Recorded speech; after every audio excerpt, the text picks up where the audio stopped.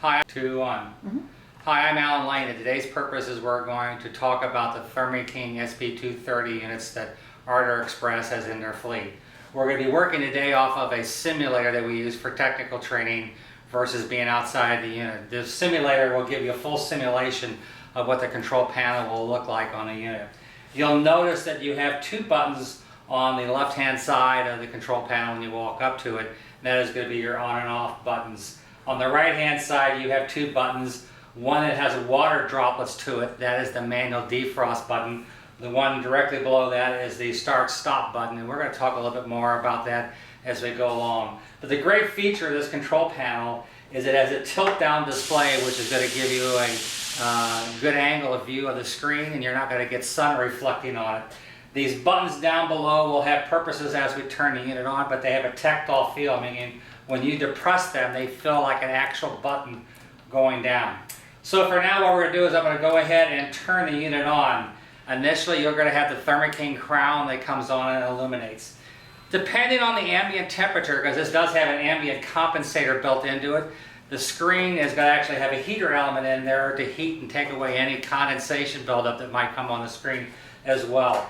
But it's much like your laptop or your desktop computer. It's a microprocessor, so it's actually going through a boot up. It's actually going through and checking all the diagnostics of the relay board and everything else behind the HMI, which is the human machine interface. That's the control panel itself.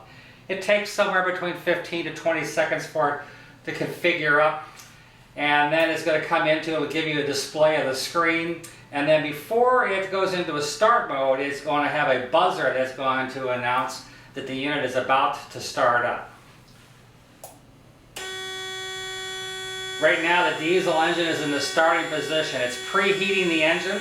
This buzzer is going to give you an illumination to get your hands out of the belt area because the unit is going to start up momentarily. The screen will show diesel engine starting.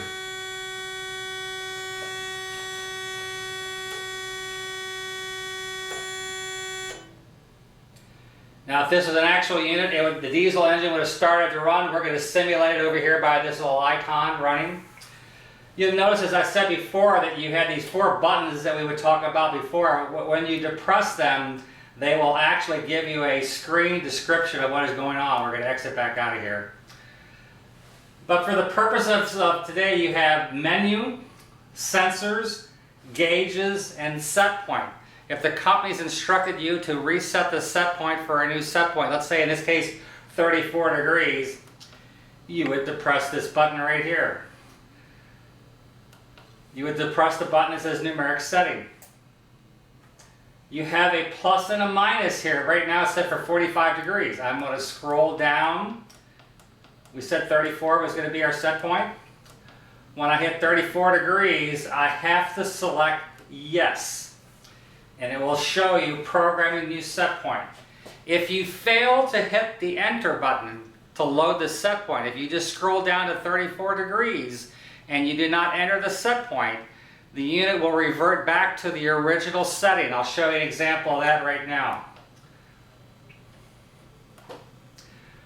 Right now we have a set point of 34 degrees. The trailer temperature is 68 degrees.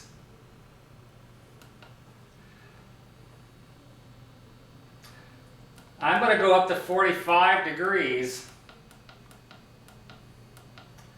but I'm not going to enter the set point just for the purposes of illustration. And after about 5 seconds, the screen will change. It'll give a beeping noise. Set point unit not changed. Now there's actually an alarm that is stored into the data logger of this unit that you failed to set the set point. It's also going to show up on the RCOM cellular tracking system that companies also put onto their trailers as well. So that means that the set point is 34, not 45. If we come over here to the menu button,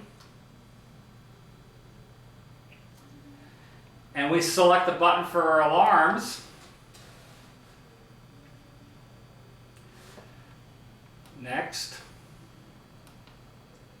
set point not entered. That is actually recorded in there. So if you say, well, I'm going to clear that off so the company doesn't know about it, that's a misleader because the microprocessor will store that on the data logger forever. So if you fail to do a set point not entered, that information is recorded on the microprocessor.